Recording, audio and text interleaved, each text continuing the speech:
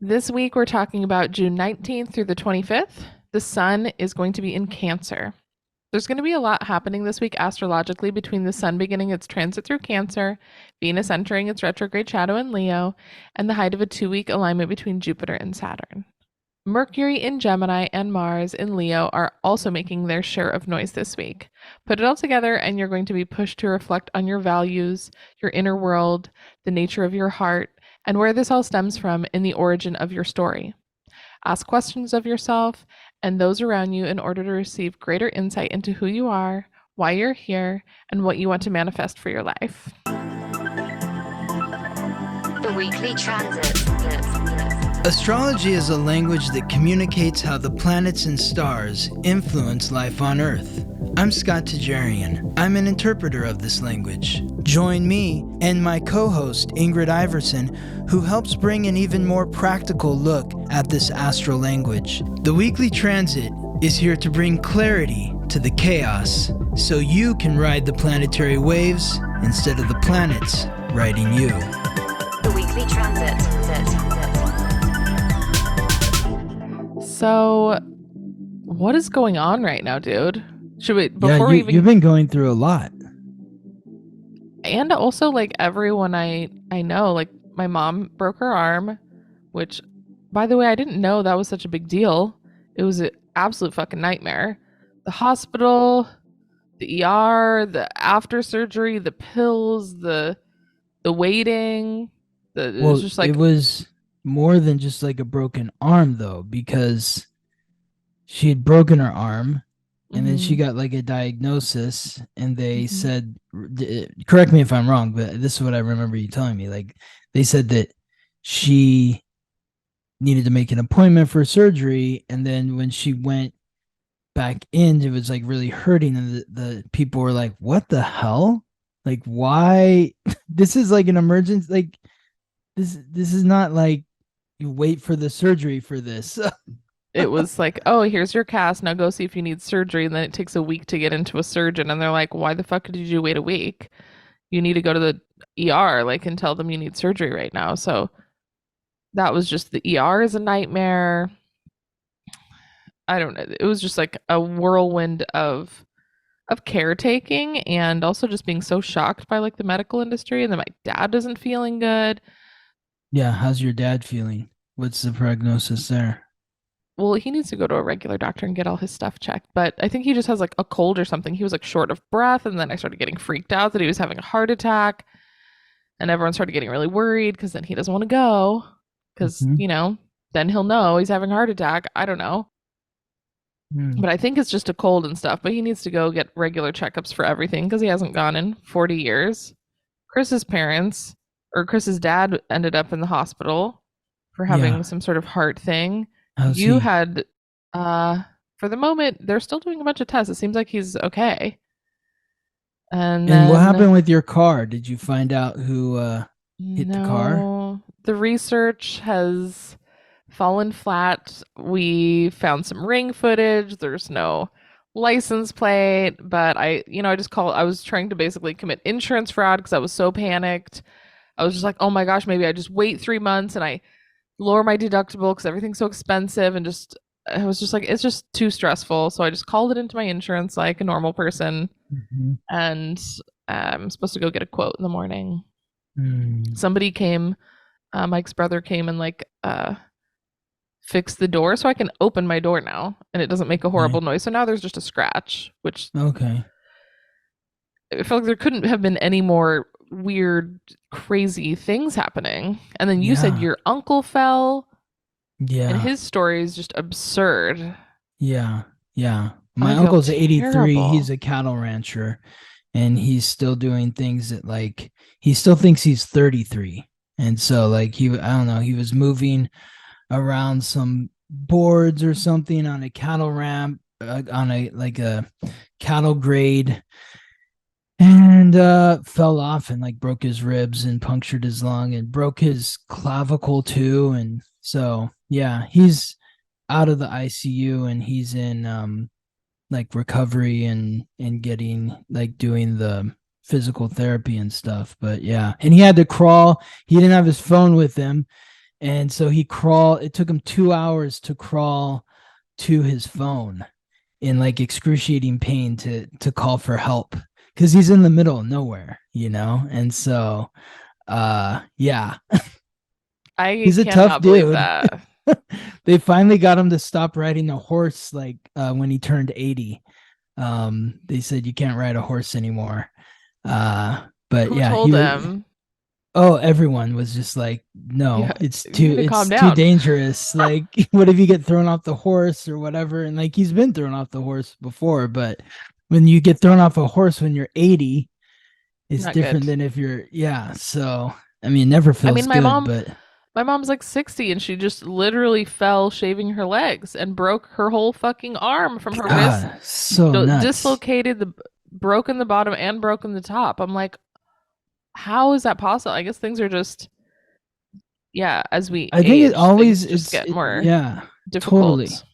Totally. And astrologically speaking, it just we have to look at everyone's chart. We could look at your mom's chart and see like, exactly when the accident happened and look what was happening in her chart at that time. Mm-hmm. My uncle, I don't know his birth time. I've asked him and my aunt for it so many times, but they They don't look at want to me tell like you. I'm strange. I'm a Yeah. weird person. I have my So mom's. Maybe we can take a look. I feel like it was all, yeah. the event occurred in her chart, but then, it spills over to whatever's happening with my dad and then my sister and then me and So like it's our happening with you too. connection. It's like looking at your chart and seeing, what is going on with you. That is, and I think part of it is, you're a Virgo, it's Gemini season, or it has been. Well, yeah, it is Gemini season. Well, this podcast that we're talking about, the sun is now in Cancer, but it's moving into Cancer actually this week that we're talking. So, yeah, it's Gemini season. It's moving into Cancer, but Gemini is mutable air, you're mutable earth, and so that creates that friction. So, like, what day did your mom crash? That was, I think it was yeah, Tuesday, not this week, but the week before. yeah, yeah. I don't know. Um, Yeah, it was. It was hmm. Tuesday. It was Tuesday early in the morning at midnight when my mom fell, and then like 3 in the morning when my car got hit. It was like at the same little time period. Tuesday, that was back on not yesterday, but so it was back over a week Two ago. week, Yeah. 2 No, weeks ago. 2 weeks ago? Hmm. What was it, June 6th? I don't know. Okay. Well, we'll have to look at it Yeah, it maybe was. another It had to have time. been June's. I don't know. I have to look into that. Yeah. I feel like I'm just coming back to Earth. Like health is definitely a big thing that seems to be on everybody's mind. We're Mm-hmm. coming out of Gemini season and moving into Cancer. Yep. Can is can For some reason I'm like Cancer is the home, but this. I mean, I guess maybe that would be bringing everybody together, like in my family. Like Yeah. that kind of feels relevant. We are all like Mm-hmm. working as a team, communicating more than we normally do, spending a lot more time than we normally spend together. I spent like 24 hours a day sleeping beside my mom for like 5 days, Yeah. which was really nice actually. It was really nice to be able to do that. Mm. And spending a lot of time with my sister and like working together with her as a team. Mm. And yeah, it did feel like some sort of like the home life coming together and kind of healing old wounds and bringing up old wounds and trying to deal with them in a more calm way. Like, oh man, my dad just never seems to do the right thing. He's not really a great caretaker. It's like, okay, what you can do, dad, is go pick up her prescription. I'm going to drive mom home. You're going to pick up the prescription. We get home. They had prescribed, some serious painkillers and then Tylenol. Mm-hmm. Well, he was like, "Oh, well, it was $10 for the Tylenol." And the pharmacist was like, "Well, why would you buy it here when you can buy more of them over there for the same price? It's the same thing." He leaves with Over no where? over like in CVS, like you don't have to buy them from the pharmacy. You could just get them in the aisles. Okay. He comes home with no Tylenol. What? because he thought he had Tylenol, which I guess whatever, fine. Oh, But I was like, yeah. Dad, why didn't you just buy the fucking $10 Tylenol? Mhm. Like this is the last I haven't slept in 4 days, and now I have to go to pick up Tylenol because you did not Mhm. get, just being so like learning how to just. He's just always not doing the right thing, or he's just not in the right mind space. We come home, he puts on like the TV. I'm like, nobody wants to see the TV right now. We're literally in a crisis. No one has slept. We're all so fried. And like, why is the TV on? Why are you making a pizza? Why is there no Tylenol? Like, instead of being like, are you fucking kidding me? Do you Mhm. have any awareness of the situation? Being like, Dad, why didn't you get the Tylenol? Oh, Mhm. well, I thought I had some, and I'm just like, okay, be compassionate. He thought he bought some at Costco, but he probably bought ibuprofen because that's what he always buys. And he was just like, oh, Tylenol, ibuprofen, but they're not the same. Mhm. And just, he doesn't know how to soothe himself. So he puts the TV on, which is not what anyone else needs. Like, he's not doing it to anybody, he's just Mhm. trying to comfort himself. Mhm. So, in the moment of not having any rest and being very agitated and stressed out, like knowing that he's also very stressed out and he just deals with things in a very different way than I would. And I think that for the most part, no one had any big blowouts. I feel like me and my sister were both very able to be compassionate. That my dad is just so stressed out and he doesn't know how to communicate about it. He's really worried about my mom. He doesn't know how to help besides buying an ice cream. And it's just like, she's not 5. The ice cream is not helpful right now. That's his way of saying, like, oh, I care, but like the Tylenol would help and not no TV would help. But he doesn't like intuitively know that. So just like, are we going to have a family fight about the TV being on? That just doesn't also seem helpful. So I don't know. I think that compassion, also Cancer ish, right? I mean, I guess that's more Pisces, but Cancer's nurturing and kindness and caring, and so it's similar to Pisces. They're both water signs, so they have complementary frequencies: mm-hmm, compassion, Pisces; nurturing, Cancer. But like you're a Cancer moon, mm-hmm. and you're a fourth house sun, which is associated with the fourth sign, which is Cancer. So you have these natural nurturing sort of qualities. But I think part of what you might be experiencing right now is that Saturn is opposing your sun. So Saturn is in the 10th house, your 10th house, the house of achievement and authority. Saturn, the planetary ruler of the 10th house, the planet of responsibility, hard work, opposing your sun.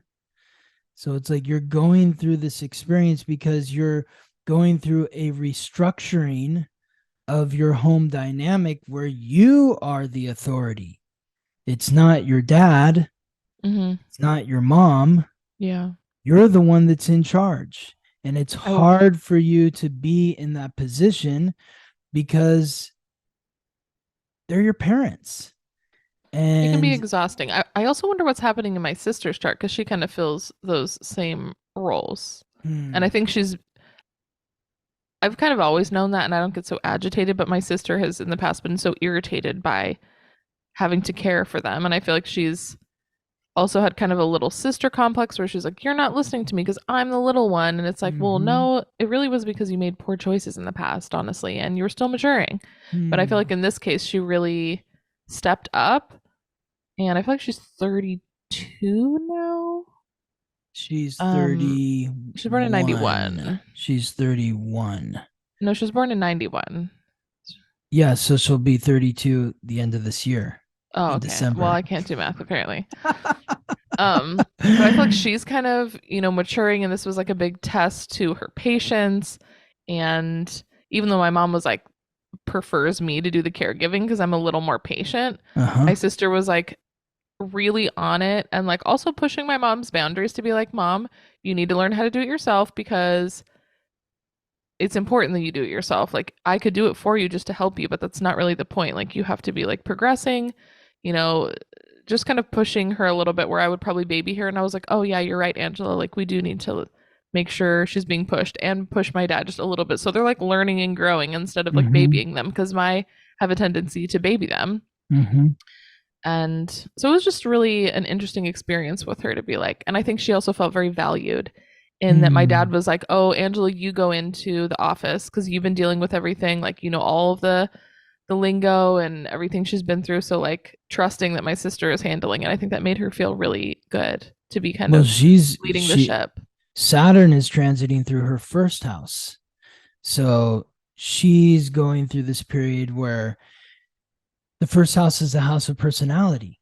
So she's going through a restructuring of her personality I can in see it. presenting herself as the authority. Saturn is also squaring her midheaven, which is the 10th house, which is again that Saturn energy, and it's squaring her Mercury. So she's going through a restructuring of her, Communication. yes, the way that she communicating as an authority, Mm-hmm. And it's communicating such from a this different place of tone. responsibility. Mm-hmm.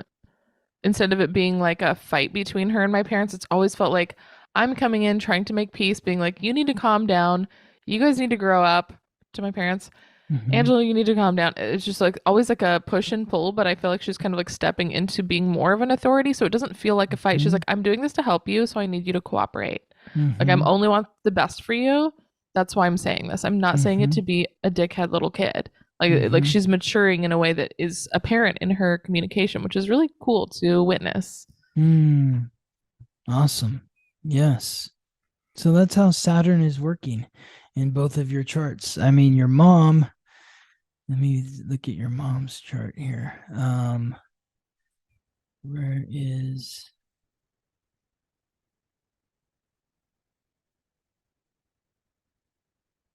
Saturn is conjunct your mom's Chiron.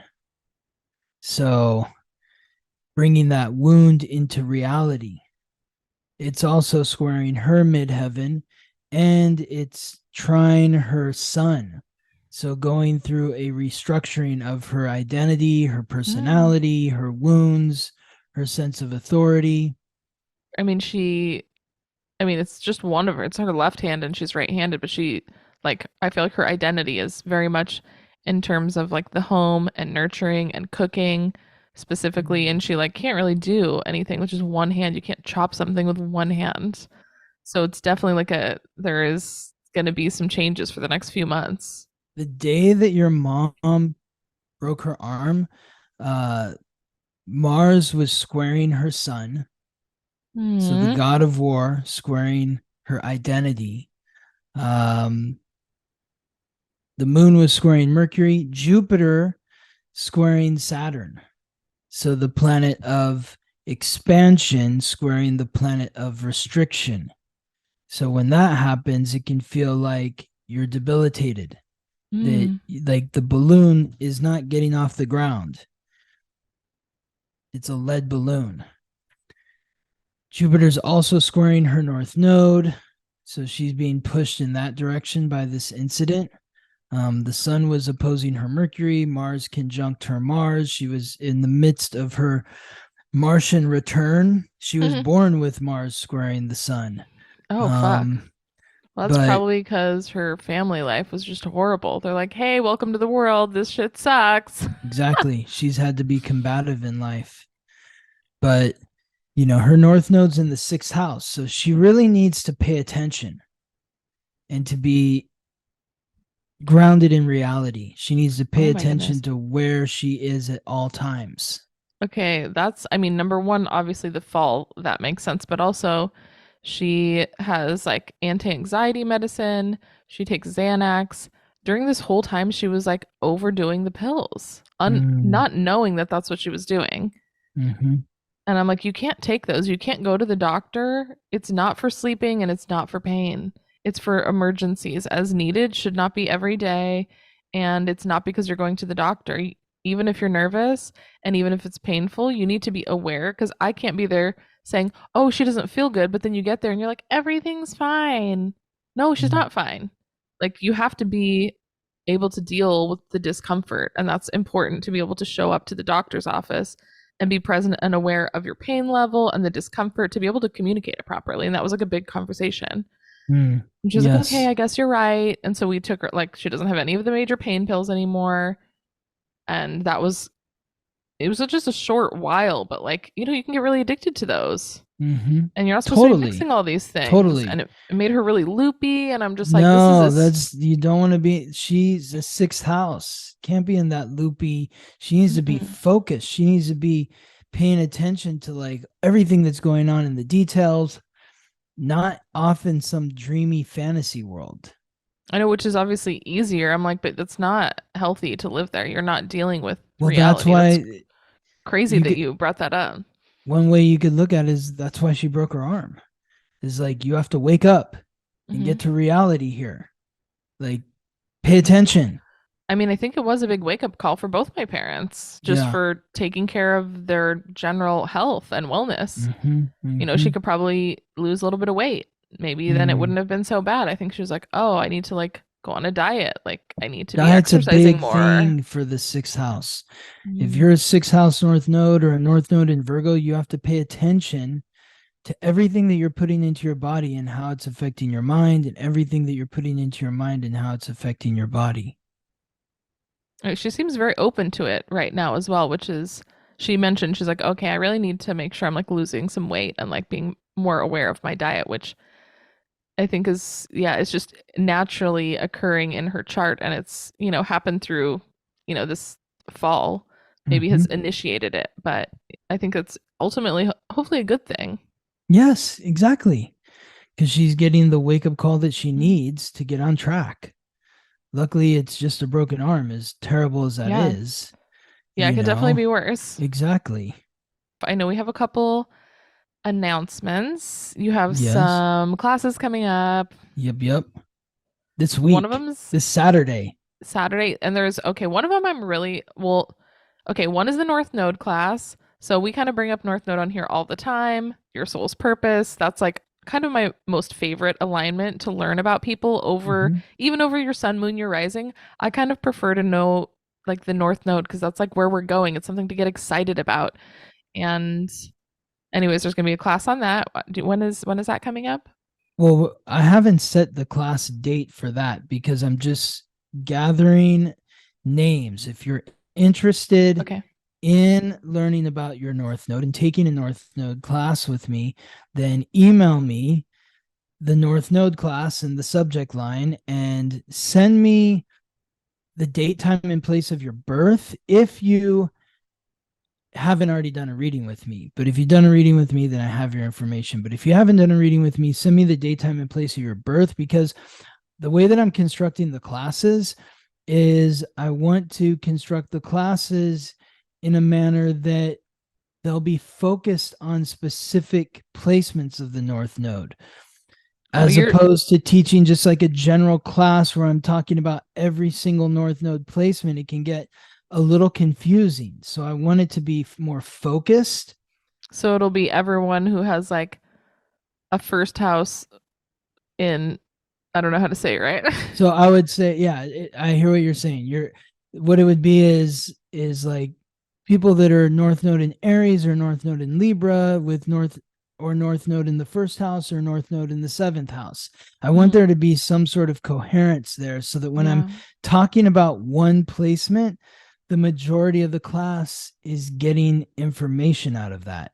So I'm So working we at need birth times. And birth then we're going to time. construct like some different little pods where you can collect the groupings of Exactly. people that can go together. Yes, yes, Okay. exactly. I like Exactly. that. Yeah. So, and it is such an important piece. Like when I think of your mom, not only was so what was happening here? What did I say? Jupiter was squaring her north node, and Jupiter was squaring her north node. Yeah. Venus was conjunct her north node. Neptune was trine her north node. And then, yeah, so there were three planets aligning with her north node on the day that she broke her arm. And especially the Jupiter squaring the North Node. That to me tells me that like she's getting like a big sort of uncomfortable expanded wake up call to follow her soul's purpose. Mm. Now, if you're somebody who's already following your soul's purpose, then you're being moved forward and elevated and progressing in some way. It's like the planets and stars are saying, oh, this person is they're following their soul's purpose. Let's reward them. If you're not following your soul's purpose, then You're you're gonna break your fucking arm. reminded. Yeah. And if you're not paying attention, then yeah, it's something like that could happen. Like if you're someone who's a North Node in Virgo or the sixth house and you're spending a lot of time in the fantasy, or you're taking too many drugs and you're loopy, you're not grounded in reality. And so you get those difficult wake-up calls.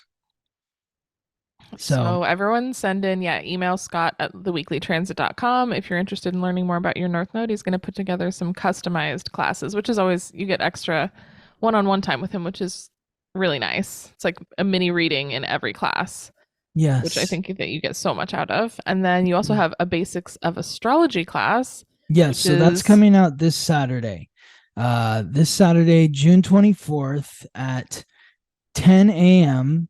Pacific time, 1 p.m. Eastern time. I'm going to teach a class called The Basics of Astrology, which is the same title of the book, The Basics of Astrology. And you sign up for the class, you get a free download of the book. But I'm basically going to be going over the basics, the elements, the symbols, the signs, the planetary symbols, the houses, and the aspects. This is going to give the foundation of the fundamentals of the language of astrology so that you can begin to speak this language, read this language, and apply the language to your own astrological code so that you can support yourself in following the frequencies and the energies of the planets and stars as it pertains to you.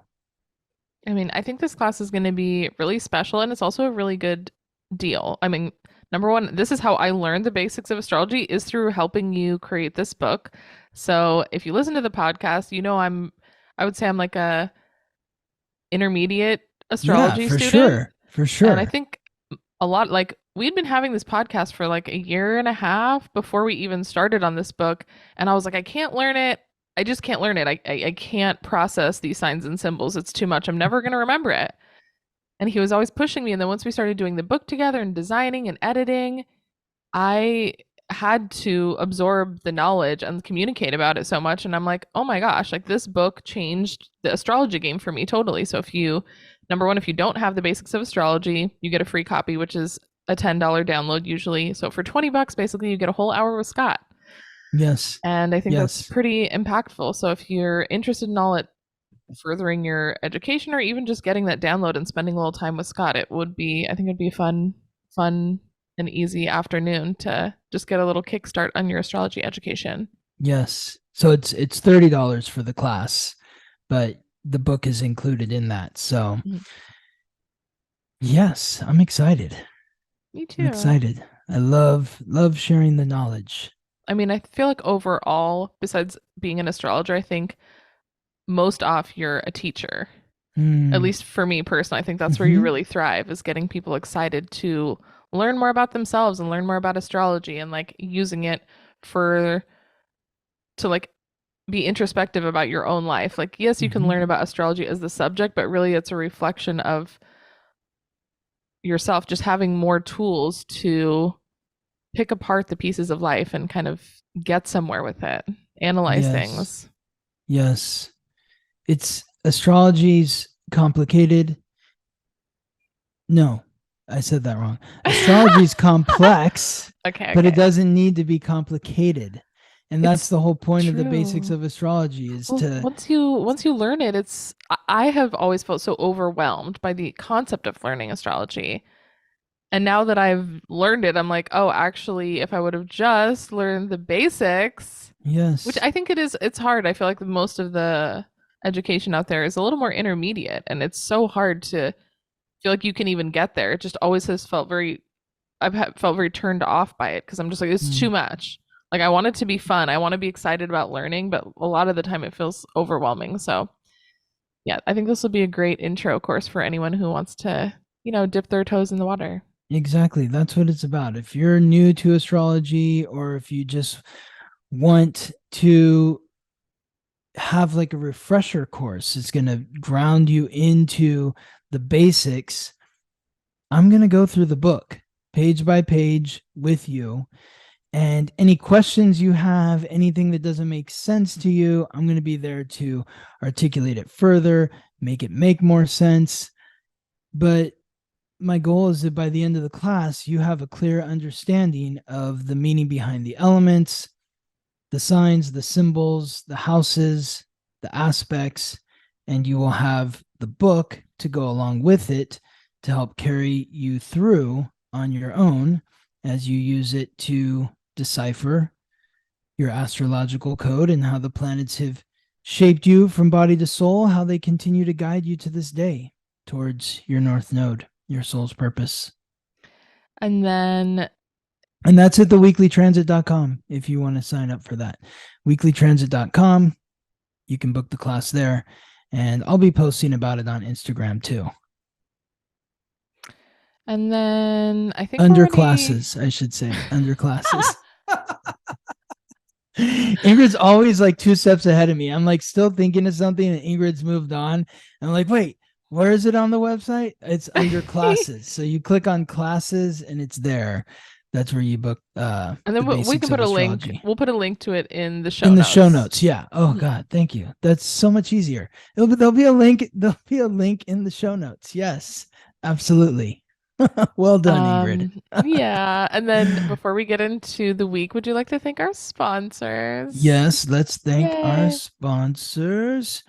We want to thank Samantha, Kendra, Larry, Jasmine, Brenna, Janelle, Vincent and Michelle, Clarissa, Aline, Cassie, Merdinas, Brooke, Ricky, Amaranth, Annie, Amber, Deborah, Haley, and Carrie.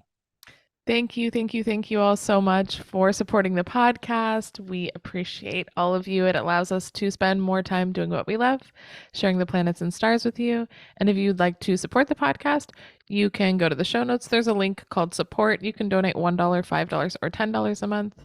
If you want to support in other ways, you can subscribe to our YouTube channel. We're trying to get to 1,000 listens or 1,000 subscribers. So they will monetize us. Even if you don't normally watch YouTube, it would still be really helpful for us to get monetized. You can write us a review. You can rate us 5 stars. You can go on Amazon and rate the Basics of Astrology book. Share with your friends. Yeah, all the stuff. Share on your social media. And then there was one more thing. Oh, before we get into it, the best way to follow along with the podcast is to actually grab the Basics of Astrology, the book we have. It is in the show notes. You can get a digital download, or you can purchase it on Amazon for a softback copy. And then you go to the website, theweeklytransit.com, go to the forecast. That gives you an overview of what's happening each day of the week, along with Scott's journal prompts, but also the visuals that we are going over in the book. So they're kind of paired together. If you watch along with us, you probably don't need to go to all 3. But if you're watching with the video, we're on Spotify, we're on YouTube. If not, go to the forecast so you can get the visuals to go along with what we're talking about here. Yes. Okay, I think we had enough announcements. Okay. Awesome. Tell us what's going on. Okay, let's begin. This is the week of June 19th. Through to the 25th. This is Monday, June 19th. We're looking at Jupiter, the god of thunder, lord of justice, the planet of luck and expansion, in the fixed earth sign symbolized by the bull, Taurus, forming a supportive sextile with Saturn, the god of wealth and time, the planet of restriction, responsibility, hard work, achievement, and authority, in the mutable water sign symbolized by the fish, Pisces. This is a supportive aspect here. And then we also have Venus in Leo. Venus, the goddess of love and beauty, the planet of relationships, in the fixed fire sign symbolized by the lion, Leo. So Venus in Leo is all by itself here. The reason why I'm bringing that up is because today, on Monday, June 19th, Venus moves into its retrograde shadow.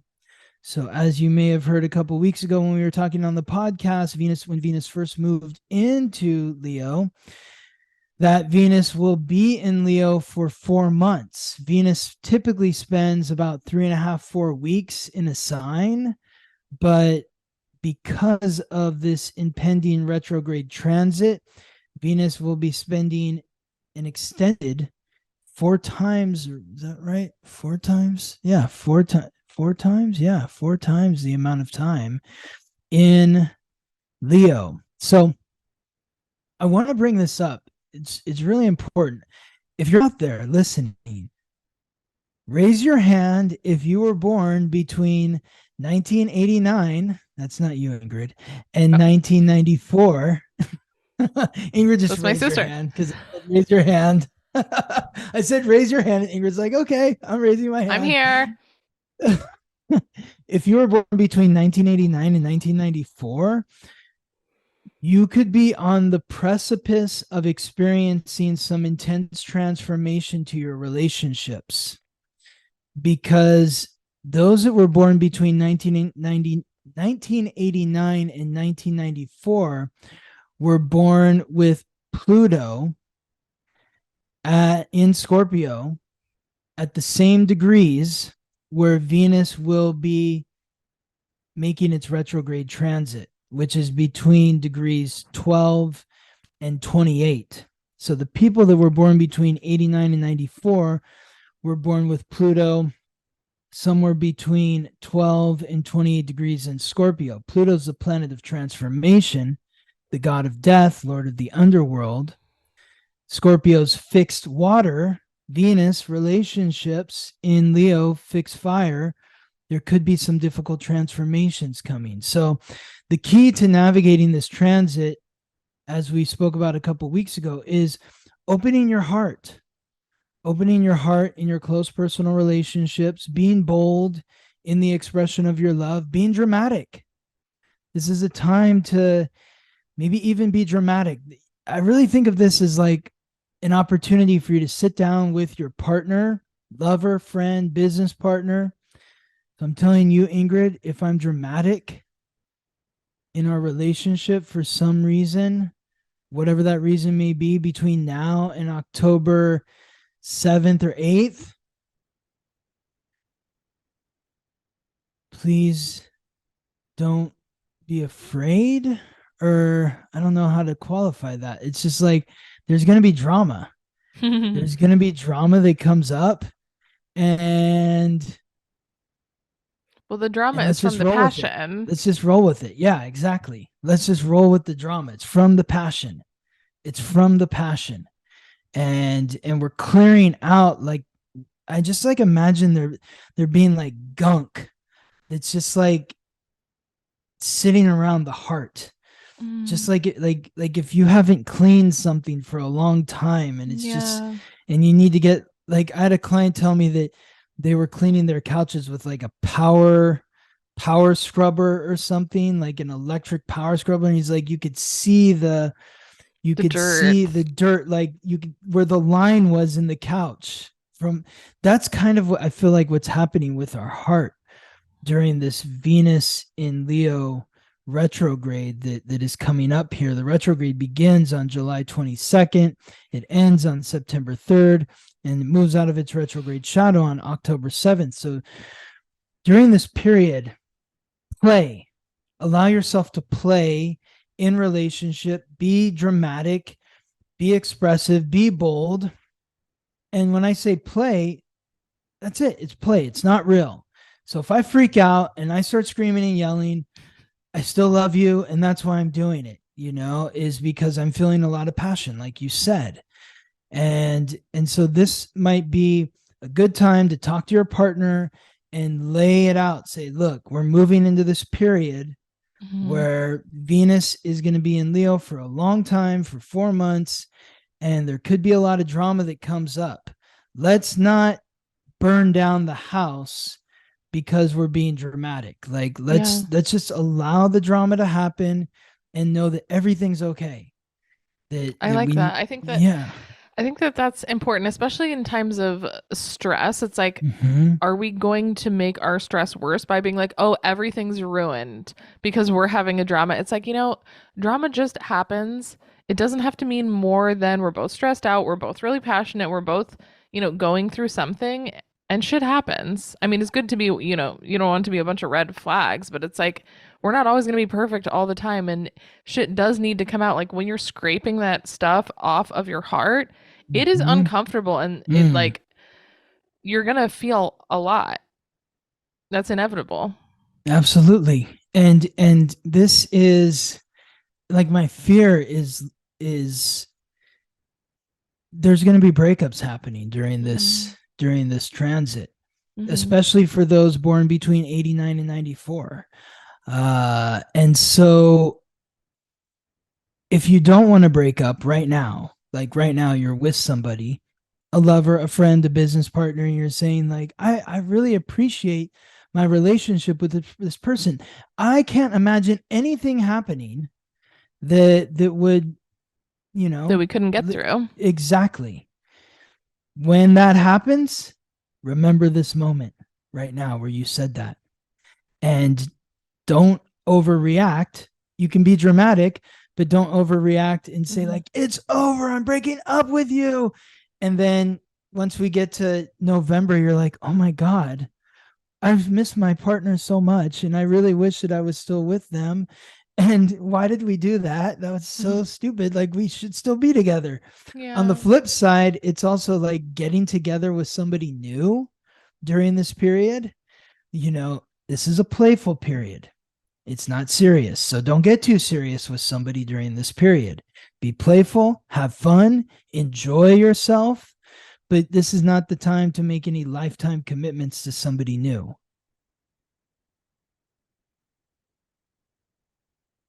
Did we already talk about the other alignment? No. I was just waiting to see if you had something else to say right there. Because the other alignment with Jupiter and Saturn, it's about bringing the dream into reality. It's about Jupiter expanding your values, what's important to you, your self-worth. This is what's important to me. This is what I'm worth. This is what I see for my future. And then Saturn in Pisces, doing the work required to trust your intuition, that I'm making these choices based on what I value and my self-worth. And when you make those choices and they don't work out the way that you'd hoped, show yourself compassion and show empathy to those that are also involved in the decision making, whatever the circumstance is, rather than blaming yourself, blaming other people, feeling shameful, feeling regretful. Showing yourself compassion, being empathetic to others, and having faith, believing in what it is you want. What is your dream based on your self-worth? What is that dream?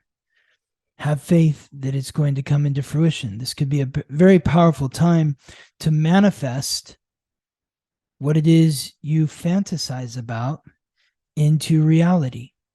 Well, once you know your values and what you're worth, then it becomes easier to dream about the future. If you don't even know, it's like it can be a lot of confusion if you don't know your values. You can't plan for the future if you don't know what's important to you. What are you planning? You have no idea. Exactly. You're floating around. Yes. So the more you're grounded in reality, the more you're actually able to dream up something for your future. Yes. If you don't know your value, your self-worth, then how can you get what you want? Because you don't even know. That's true.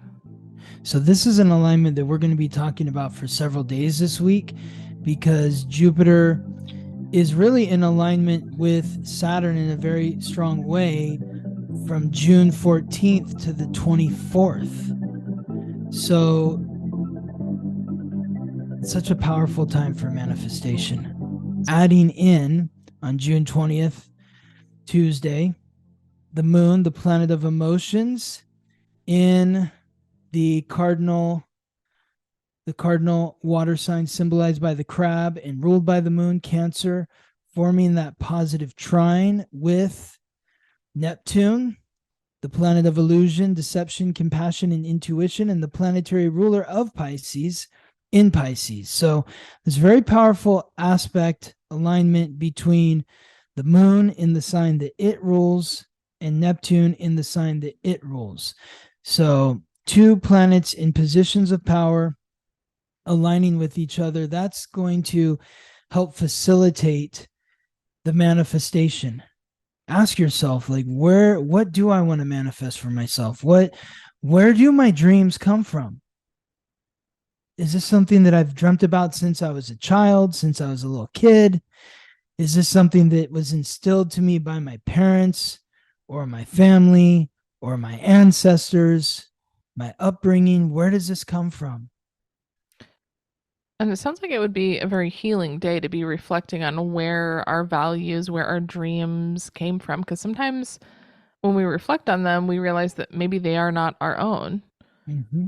And then we need to reevaluate our values and reevaluate our future dreams. Because maybe they were somebody else's, our, like you said, our parents, society, whatever.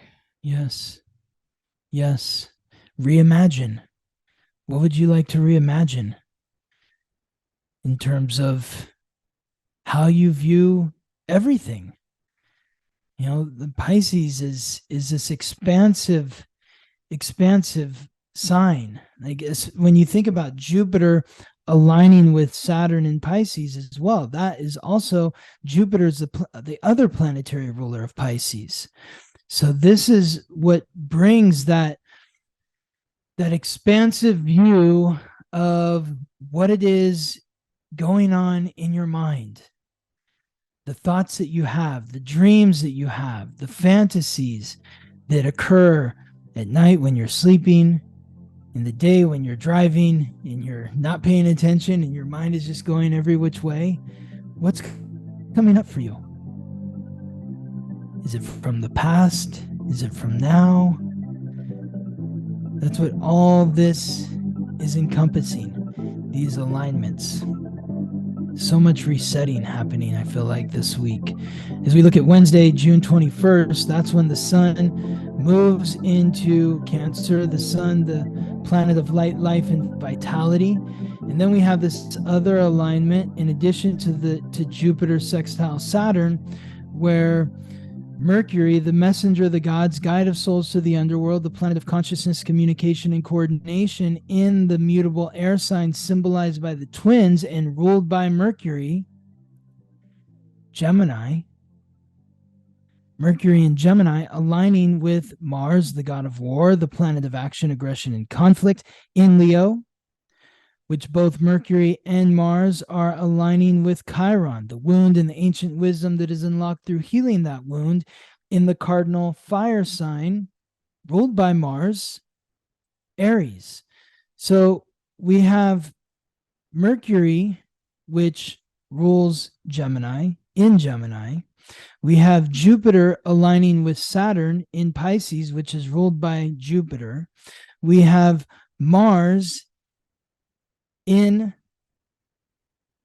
aligning with Chiron in Aries, which is ruled by Mars. So one planet in a position of power because it's in the sign that it rules, and two other planets in sort of, what's the right word, like ancillary or pseudo sort of positions of strength. They're not in their ruling sign, but they're connecting to planets in their ruling sign, and they're connecting in a positive way. So there's a lot happening on Wednesday. Where to begin? We'll begin with Cancer, with the sun in Cancer.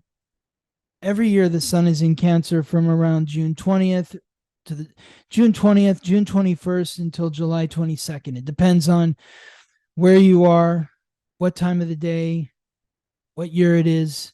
So it varies between June 20th, June 21st, and it moves into Leo on June 22nd. This year, It's there. The sun is in Cancer from June 21st to July 22nd.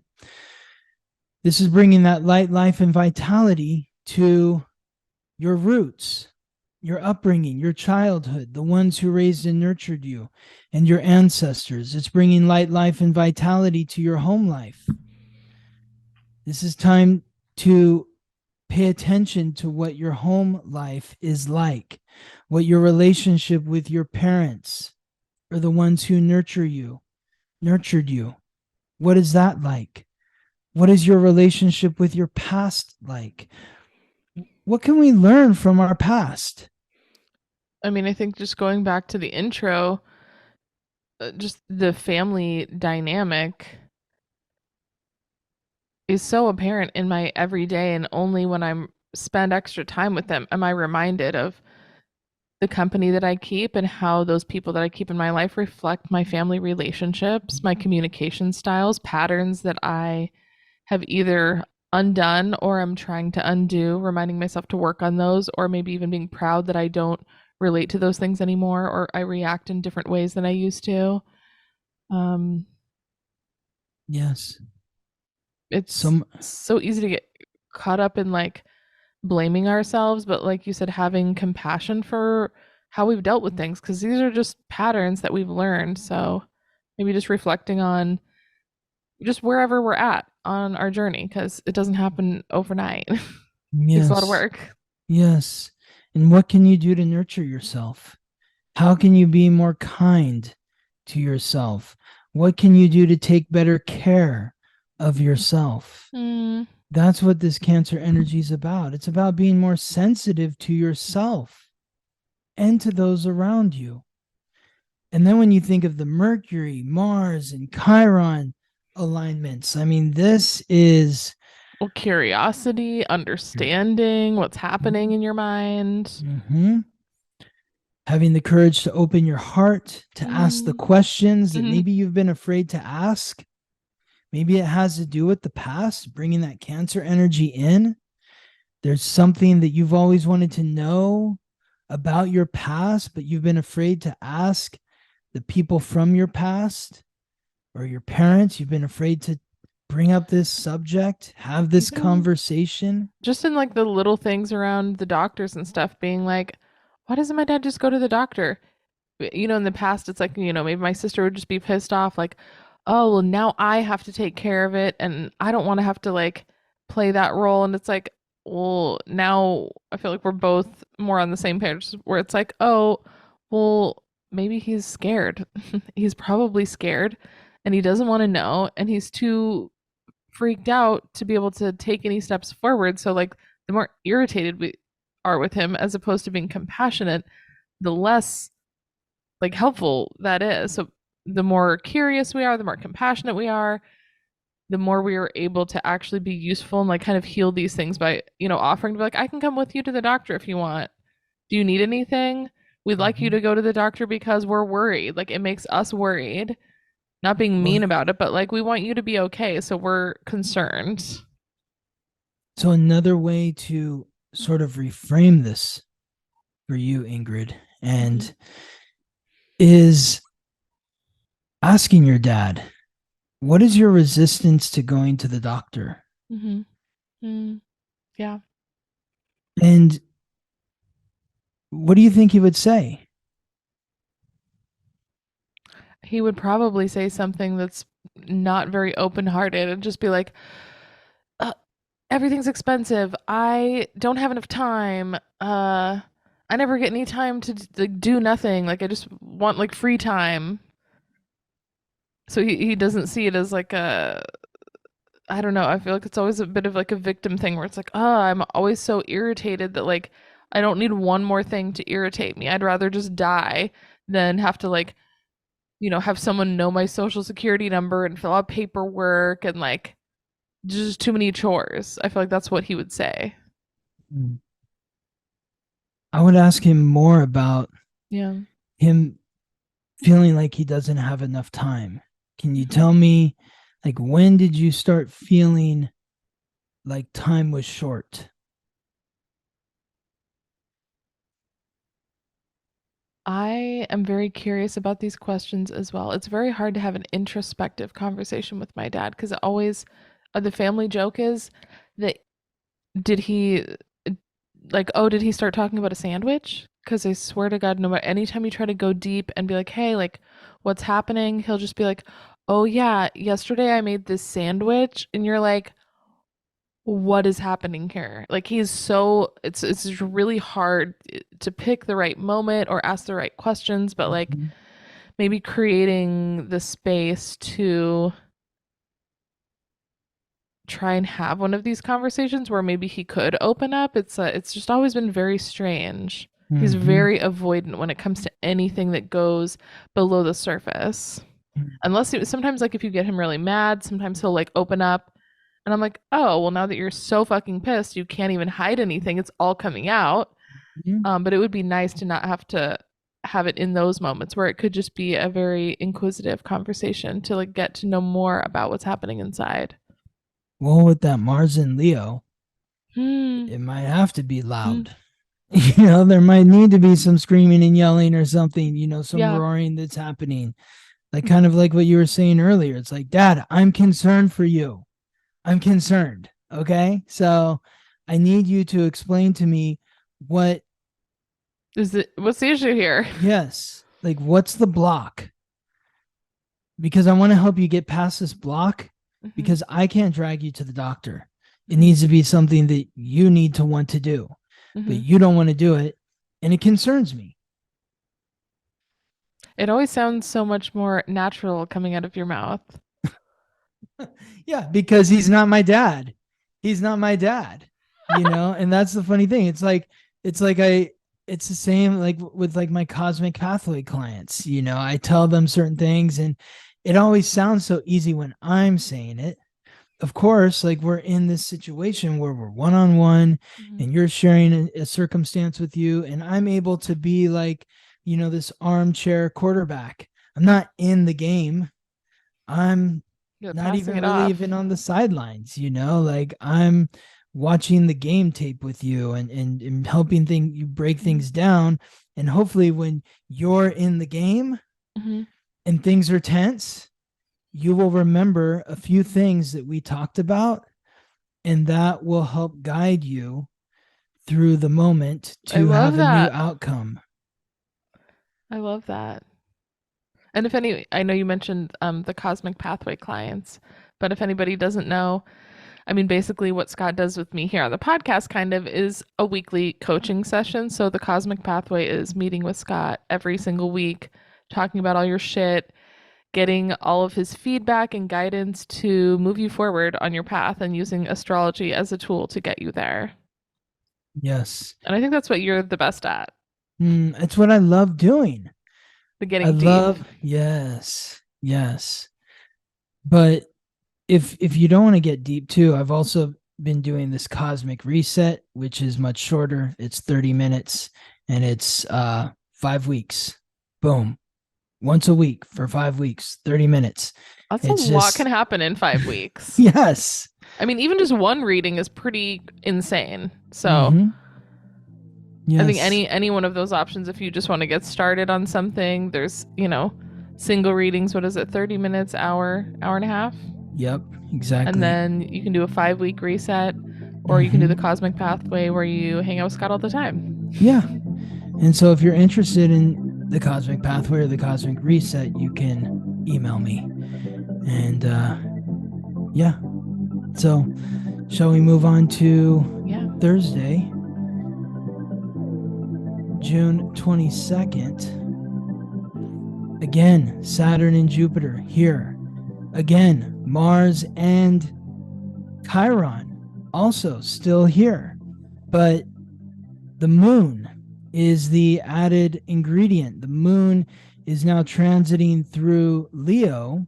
It forms a conjunction, moves to the same degree as Mars, 19 degrees, and together they each form a trine with Chiron in Aries. So this, if you weren't getting it yesterday on Wednesday, today you might be getting it. This is where that emotional stimulation occurs that wakes up whatever you may have been hiding from, wherever your insecurities are. So you put it all together. It's your values, it's your self-worth, it's the thoughts that are going on in your mind. Are they guilt, shame, regret, and blame? Or are they compassion, love, and forgiveness? You put that together. You have the foundation, your values, your self-worth. You have passion for yourself. And from there, you can face your insecurities. And Mars and the moon in Leo are helping to open your heart so that you can express yourself boldly and be seen, be heard, be recognized, be appreciated, and revered. So moving on to Friday, June 23rd, the sun continues through Cancer and forms that sextile with the North Node, as we talked about earlier, in Taurus, with Jupiter in Taurus forming the sextile to Saturn. So they're both still at 7 degrees, Saturn and Jupiter. So if you have any key astrological points or planets at 7 degrees in water signs, earth signs, fixed signs, or mutable signs, you're getting a very powerful hit with Saturn and Jupiter that is helping you manifest what it is you want in your material reality. Now, the North Node also transiting through Taurus aligns with the sun in Cancer. This is again reflecting on your past. Where do your values stem from? Where does your self-worth stem from? If you think you're not good at this or not good at that, is it because somebody told you that in the past? And maybe that's like what you just sort of adapted. Yeah, I've never been good at this. I've never been a good singer because this one time this happened, and you just adopted that as a fact. But also, if you get the knowledge that you aren't good at something, that's some valuable insight. If that's an objective truth for yourself where you would like to be better at that skill, it's pretty crazy because there's classes for everything in the world. And if you don't feel confident and comfortable in the things that you want to have, that you would value in yourself, you can actually improve upon those things. So it's like you take stock of yourself and you're like, oh, you know what? I want to be a better dancer. I want to be a better salesperson. I want to be better at social media. Well, you can actually go acquire those skills. So then you can be more confident and you can value yourself more. And I think that's a game changer when we don't recognize maybe why we don't value ourselves. It's like if we felt more valuable, we would feel better. It's like, well, how do we feel more valuable? Working on the things that we covet in other people.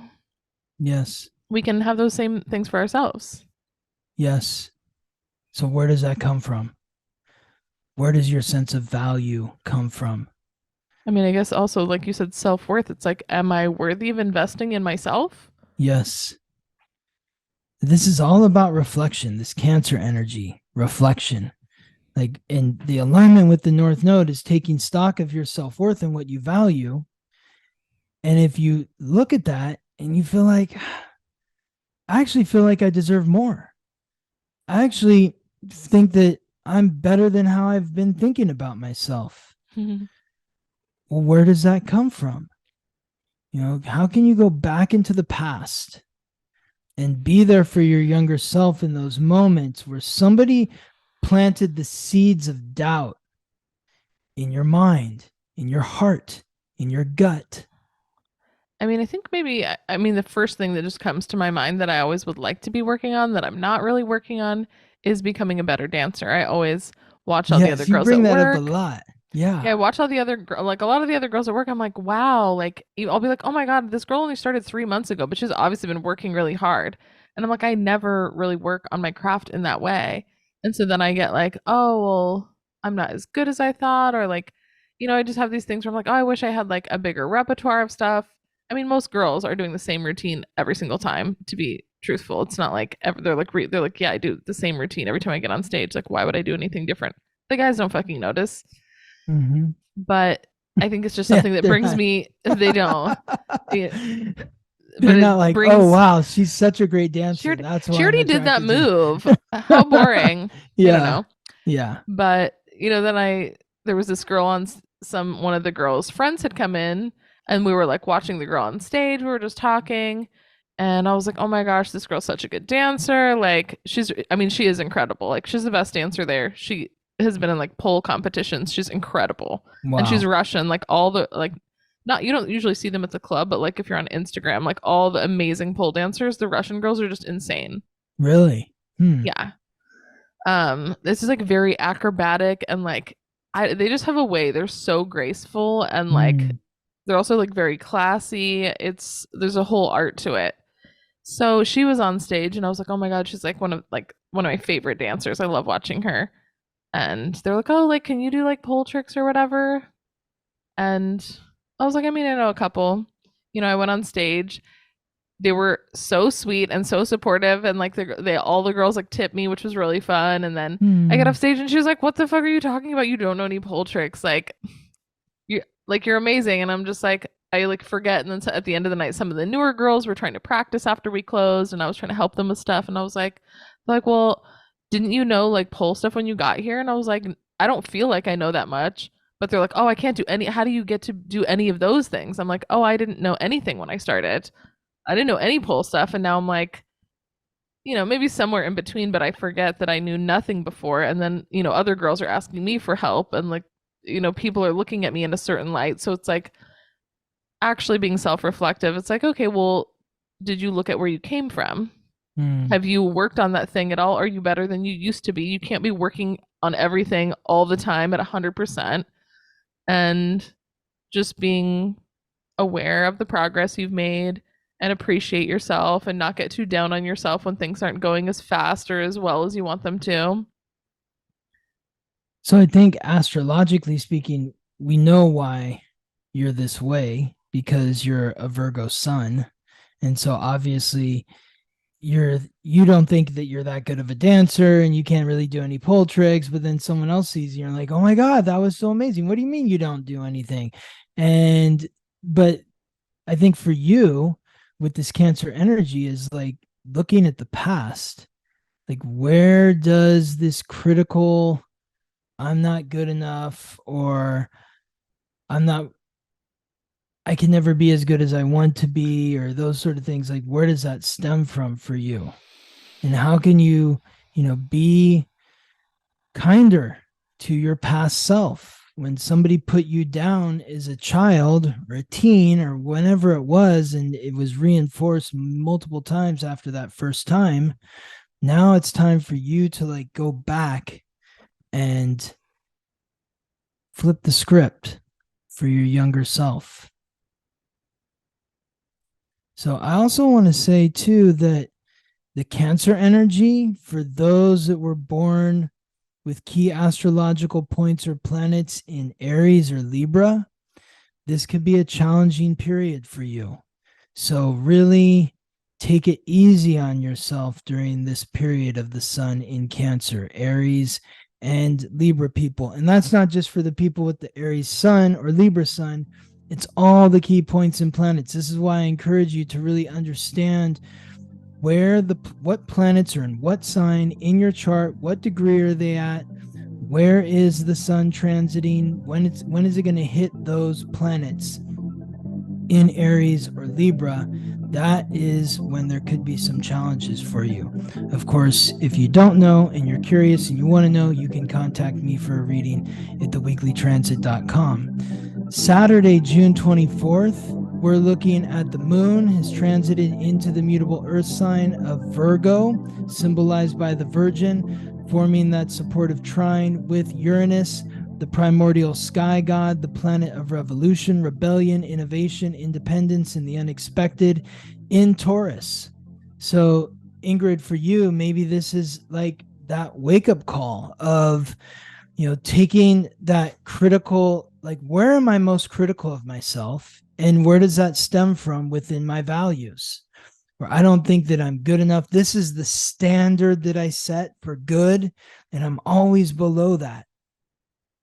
But also I was thinking, like, if it was so valuable to me to be better at that, then I also have to set aside the time and put in the effort to do all those things. So maybe being more realistic of what my values are. If I value that, I'm going to have to carve out some time out of my day for practicing all the time and like strength training. Like I have to do that. Otherwise, I obviously don't value it that much because I'm not doing anything about it. So it's like having realistic expectations of the time and energy we're willing to put into something because that shows how much we value it.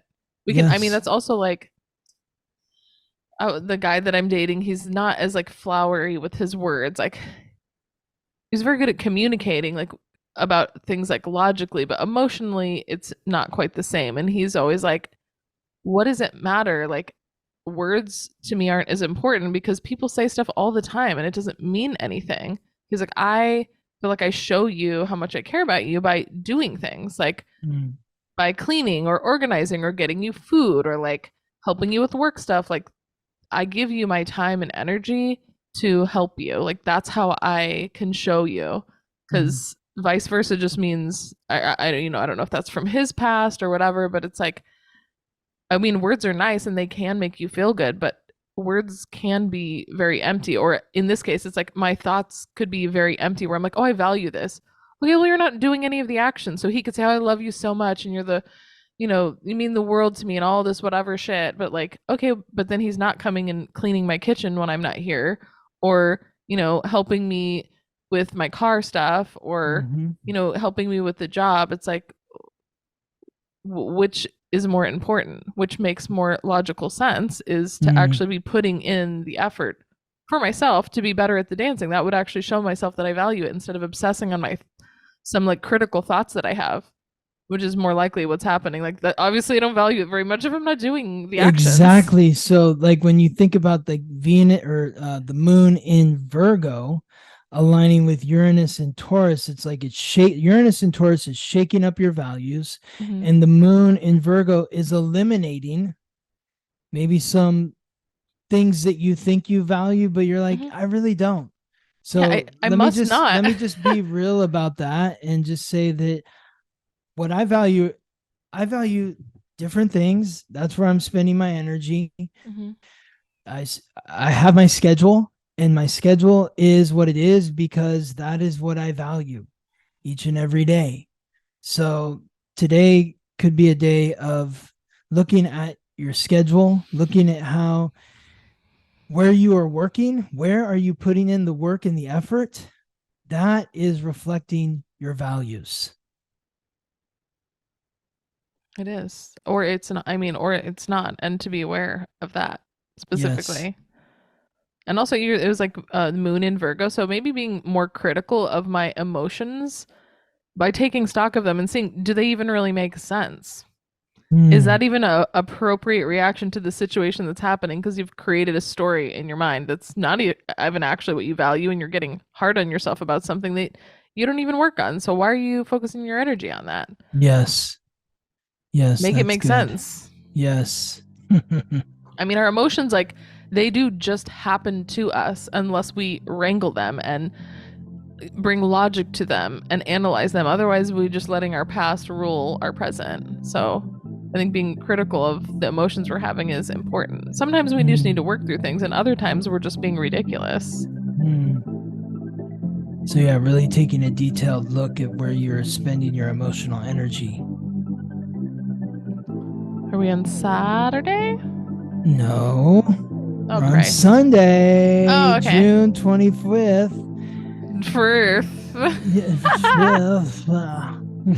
June 25th. Sunday. Uranus again in Taurus, now squaring off with Mars in Leo, and then Mercury in Gemini squaring off with Neptune in Pisces. So a couple days ago, when we go back to, what was that? That was on Tuesday, June 20th, when the moon in a position of power in the sign that it rules Cancer, aligning with Neptune in the sign that it rules Pisces.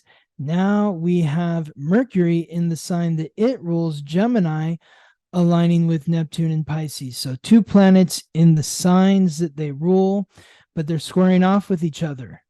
This is creating maybe some confusion with your intuition is not being backed up by the facts, or there's too much talking going on and it's not really being compassionate enough with what you're saying. Too many words, maybe needs to be more silent and feeling. Finding the balance between those two. It's kind of awkward energy. Mercury squaring Neptune in the signs that they rule. Well, what if it's like the curiosity you're having with your conscious mind into your unconscious is very, it can just be very uncomfortable. Whatever you are unearthing there is not pretty.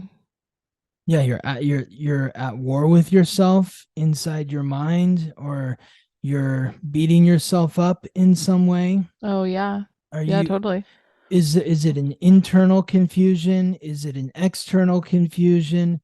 I think the best way to work through this energy is to take things a little slower today, pause, and give yourself a chance to take time to articulate your thoughts. Ask questions when you're not clear, and when you're asking the question, do it compassionately rather than aggressively. But the challenge is with Mars squaring Uranus, the god of war and the planet of rebellion, it's creating a lot of agitation. There may be strain or tension between what's in your heart Yeah. and your values, your sense of independence, and feeling connected to others through by sharing your warmth. It's always hard when those things don't quite match up. Mm-hmm. Or especially when when you're realizing that they're not matching up and you're gonna have to make a change. So maybe this is like a preemptive discomfort of realizing that things aren't quite working in the way that you actually value. So you're gonna have to take some action to change it, and that's scary. This might be like a temper tantrum day where you're Oh, not getting what you want, and so you throw a fit about it, and then after you've thrown the fit, you realize that you actually are getting what you want, but you just didn't understand it, but you were confused about something, and so you freaked out about something that you thought you knew but you didn't know, and so you overreacted. You get I this mean, confusion. just the other day, I swear, this guy that I'm seeing was like, "You're kind of having like a temper tantrum." Like I wasn't throwing like a fit. We were just talking about something, but I was like, I had a long week with my mom, and then I came back to LA, and like I always want affection. That makes me feel like nurtured. But he was having a long week, so he doesn't feel affectionate because he's overwhelmed. And I was like, earlier in the day, I didn't say anything because he was like super overwhelmed. And like at the end of the night, I was just like, I could just start to feel it where I was like, that would feel really nice for me because then I could not think about all my other shit that I've been stressing about. That would just feel very comforting. But I already knew he was like not having it that day. I could just tell. And he was like, "What's wrong?" And of course, I'm like, "Nothing. It's fine." Like I was just like, "It's not the day to bring it up. Like he already doesn't feel good. What am I going to really say? We've already talked about this. It's a mismatch in this moment. We're both feeling depleted." Yeah. And he was like, don't, it's fine. Just tell me what the thing is. I already know something's wrong. So I'm just like trying to be logical, even though I was feeling really emotional. Mm-hmm. And I was just like, I know you already don't feel good, so you're not feeling affectionate, but I want affection because I'm really tired and that's what I want. Mm-hmm. And, we kind of like talked it through. And he was like, well, it's just kind of like you're having, an internal temper tantrum because you're not getting what you want and I can't give it to you right now. And it was just like taking stock of it was really like, I'm not getting what I want in this moment. And that is upsetting. Like, I always want what I want and I want it right now. Mm-hmm. But like acknowledging those thoughts and emotions in a more logical sense to be able to, in the end, be like, okay, well, we're both having bad days. I'm also probably just really tired. Like, just analyzing why the feelings are coming up, why they're feeling so overwhelming in this moment. What is happening with each of us so we can be more compassionate. Yes. And being like, oh, the next day it's like, okay, well, maybe affection is better early in the morning time because my day isn't ruined yet with work. So figuring out how to work together and also just not take things personally when they're not about us. Just, I don't know, the idea of analyzing the discomfort can make it more palatable and understand what's going on. I like that. Without it becoming like a fight. Starting the conversation, having the conversation. How are you feeling? And then in the end, he's like, well, this would have been an issue if you would have brought it up during the time that I was having a meltdown earlier. But like, I'm telling you, I have the bandwidth to talk about it. Maybe I don't have the bandwidth for affection, but like, you can't just sit over there not feeling good. I'd rather just talk about it so you can feel better and I can feel better. Now we're both on the same page. Like, you're not having a fit. Like, we can like move through your emotional tantrum together. Yes. So you can feel lighter. Yes. And then we can go to bed feeling okay.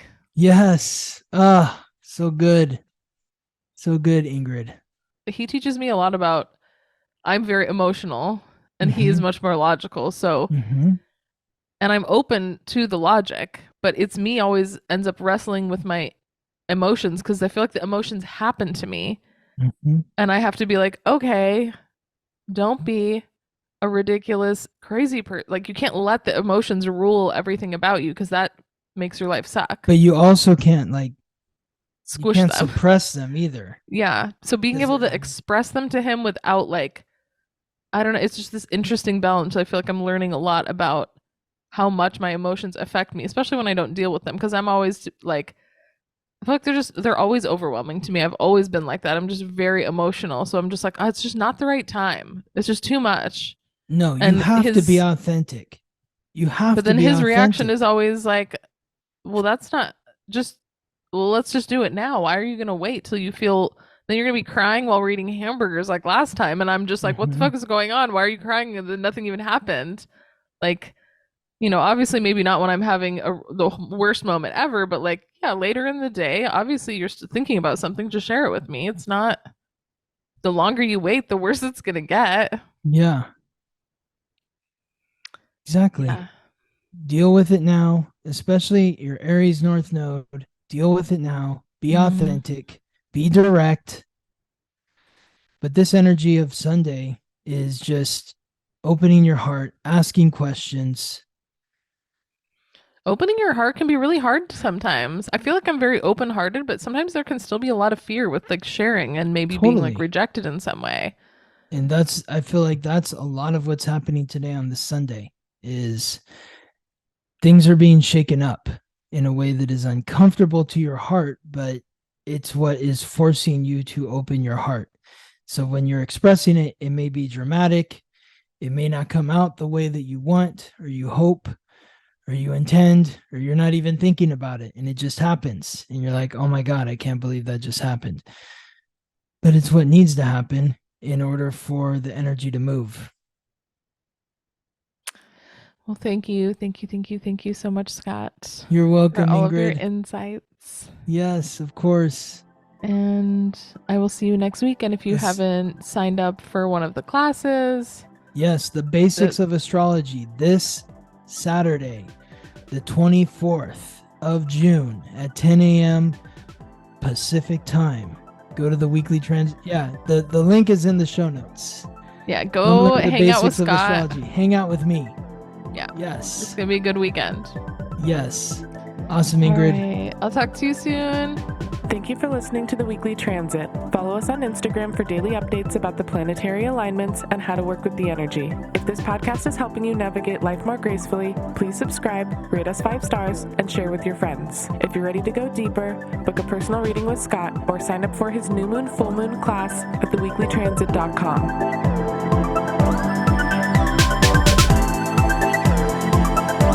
The Weekly Transit.